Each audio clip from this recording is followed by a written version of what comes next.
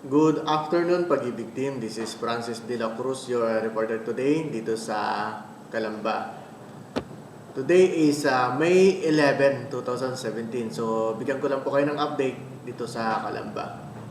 So, ngayong araw, nagkaroon po kami ng short meeting regarding dun sa nalalapit na pull-out date ng aming endorsement na February 13 and then yung February 15, which is yung nga although medyo mataas yung collection natin and then yung curing. So sa February 13, sa February 15 naman so yung ating third cycle na tagilid po tayo doon. So kailangan po pa rin habulin kasi ang February 15 is hanggang February 16 lamang po. And then ngayong araw nagkaroon po kami ng projection sa collection na 99 cured, 99 sa collection and then sa curing is 5. So ngayong araw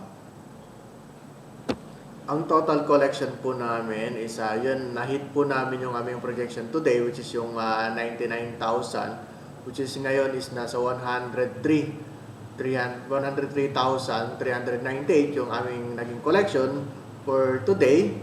And then apat na cured lamang po. So hindi po namin na-hit po yung 5 cured today. So bukas babawi po kami para ma-hit po namin yung aming collection ulit, and then secured naman ma-hit po namin.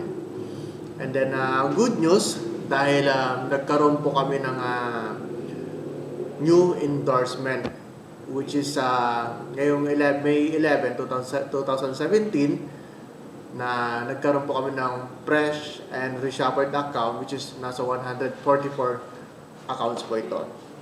So, yun lamang po. Once again, this is Francis De La Cruz reporting.